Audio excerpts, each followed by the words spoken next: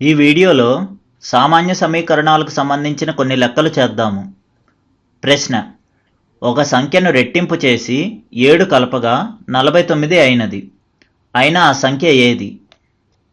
జవాబు: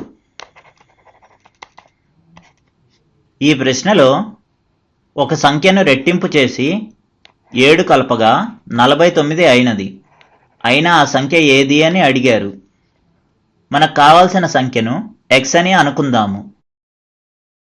కావాల్సిన సంఖ్య x. ప్రశ్నలో ఆ సంఖ్యను రెట్టింపు చేసి 7 కలపగా 49 అయినది అని ఇచ్చారు. సంఖ్యను రెట్టింపు చేయడం అంటే 2 పెట్టి మల్టిప్లై చేయడం. అంటే ఎంత అవుతుంది? 2 ఇంటూ x అవుతుంది. 2 ఇంటూ x అంటే దాని విలువ 2x. దానికి 7 కలిపారు అని ఇచ్చారు. అంటే 2x ప్లస్ 7, దాని విలువ 49 అయ్యింది అని ఇచ్చారు. = 49. దీనిలో LHS ఏది?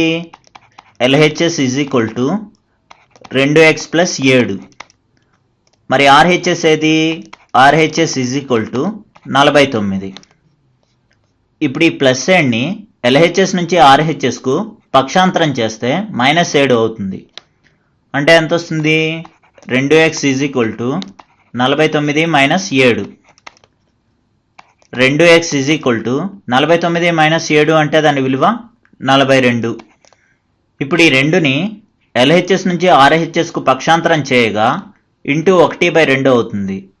అంటే ఎంత వస్తుంది? x = 42 × 1/2. x = 42 × 1/2 అంటే 42/2. 2 42లో 21 సార్లు పోతుంది. అంటే x విలువ ఎంత వచ్చింది? x = 21. ఇక్కడ x అనేది ఏంటి? మనకు కావాల్సిన సంఖ్య. దాని విలువ ఎంత? 21. ఇదే మనకు కావాల్సిన జవాబు. ఇప్పుడు మరో ఉదాహరణ చూద్దాము. ప్రశ్న: ఏ సంఖ్యను 7 చే గుణించి లబ్ధం నుండి 3 తగ్గించగా అది 53కు సమానం అగునో కనుక్కోండి. జవాబు: ఈ ప్రశ్నలో మనకి కావాల్సిన సంఖ్యను x అని అనుకుందాము. కావాల్సిన సంఖ్య x.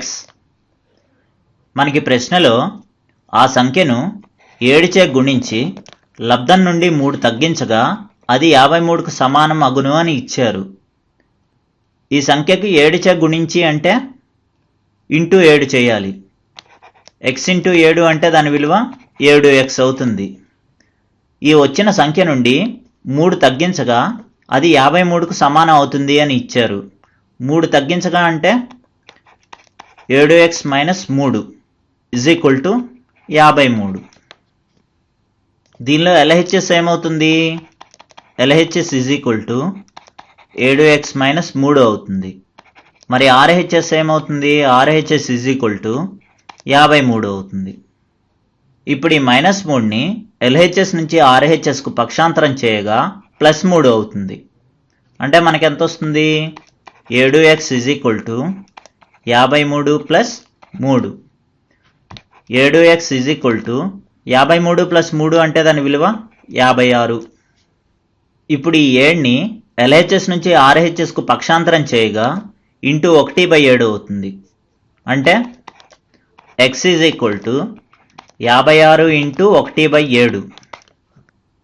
x = 56 × 1/7 అంటే 56/7 అవుతుంది. 7 56లో 8 సార్లు పోతుంది. అంటే x విలువ ఎంత వచ్చింది? x = 8. ఇక్కడ x అనేది ఏంటి? మనకు కావాల్సిన సంఖ్య. దాని విలువ ఎంత? 8. ఇదే మనకు కావాల్సిన జవాబు. వచ్చే వీడియోలో మరికొన్ని ఉదాహరణలు చూద్దాము.